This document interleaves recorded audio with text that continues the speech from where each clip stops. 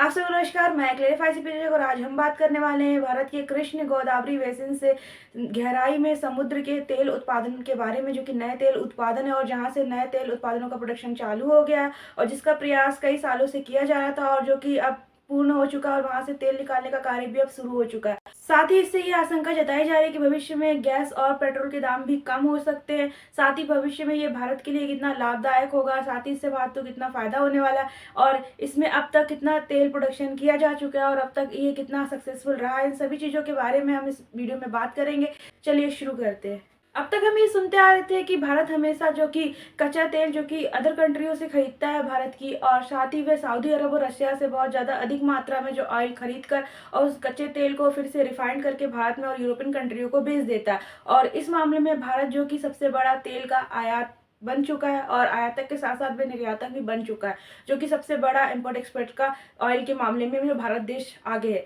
और यही हम सुनते आ रहे हैं, लेकिन आपको पता है कि भारत में भी तेल के कुएं मौजूद है और जहां से उत्पादन का कार्य भी किया जाता है और जिसमें से तेल निकाल कर उसका प्रोडक्शन कार्य भी किया जाता है। लेकिन जितना तेल भारत के कुओं से निकलता है उतना तेल जो कि भारत की जनता के यूज़ के लिए बहुत ही कम पड़ता है, क्योंकि भारत की जनता का जो उपभोग है वो बहुत ज़्यादा है तेल के उत्पादन की तुलना में, और जिसलिए भारत को बाहर से और अदर कंट्रियों से भी ऑयल खरीदना पड़ता है। और केवल भारत अपने तेल के कुओं में निर्भर नहीं रह सकता, इसलिए उसे बाहर के तेल के कुओं से भी तेल लेना पड़ता है देश के, और वहां से उसे लेकर वह फिर अदर कंट्री में भी इसे रिफाइन करके सेल करता है। लेकिन भारत में अब और भी नए नए तेल के कुओं के जो उत्पादन प्रोडक्शन का कार्य है वो शुरू हो गया और जिसके प्रयास कई साल पहले से किए जा रहे थे, और जिसमें हाल ही में ये उपलब्धि हासिल हुई है भारत सरकार की कंपनी को, जो कि इस प्रकार है। ONGC oil production from Krishna और गोदावरी बेसिन में हाल ही में भारत के तेल उत्पादन के क्षेत्र में बड़ी उपलब्धियां लेकर आया है, और सरकार तेल कंपनी ONGC का कृष्णा गोदावरी बेसिन से ऑयल प्रोडक्शन का कार्य शुरू हो गया है, जो कि भारत की सार्वजनिक क्षेत्र की कंपनियां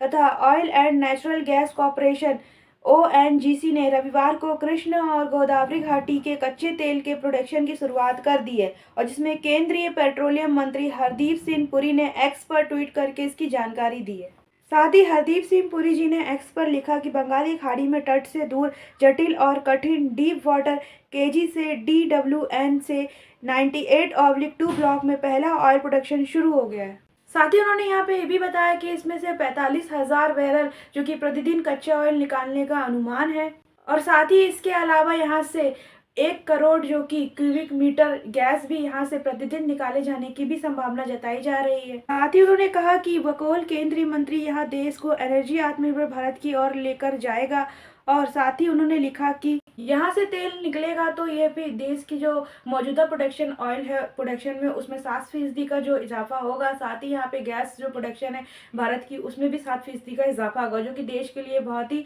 लाभदायक होगा और देश की तरक्की के लिए बहुत ही लाभदायक होगा। साथ ही यहाँ पे कोई भी केंद्रीय मंत्री की तरफ से कोई भी पेट्रोल डीजल के रेट से लेकर और ऑयल के रेट कम होने के लेकर कोई भी बयान या कोई भी जानकारी नहीं आई है। साथ ही भविष्य में आशंका लगाई जा सकती है कि अगर इसी तरह से प्रोडक्शन का कार्य चलता रहा और इसी तरह से नए नए कुओं में से तेल और गैसेस के निकाले जाने लगे तो हो सकता है कि आने वाले समय में भारत में तेल और डीजल और पेट्रोल के जो रेट है वो कम हो सकते हैं, ऐसी आशंका जताई जा सकती है। वही अगर हम भारत में कच्चे तेल उत्पादन के प्रोडक्शन के बारे में बात करें तो सरकारी आंकड़ों के अनुसार वित्तीय वर्ष 2019 से 20 में भारत ने कुल 24,376 मैट्रिक टन का तेल का उत्पादन किया था, और इसमें ऑफशोर यानी कि समुद्री तट के अंदर से 12,021 मैट्रिक टन तेल निकाला गया। वहीं अगर ऑनशोर जमीन से राज्य के अंदर 12,355 मैट्रिक टन तेल निकाला गया, और इसमें सरकारी और गैर सरकारी जॉइंट वेंचर दोनों तरह की कंपनियां द्वारा निकाले गया तेल शामिल है, और ऑनशोर और ऑफशोर दोनों में ही मामलों में सरकारी कंपनियों का प्रोडक्शन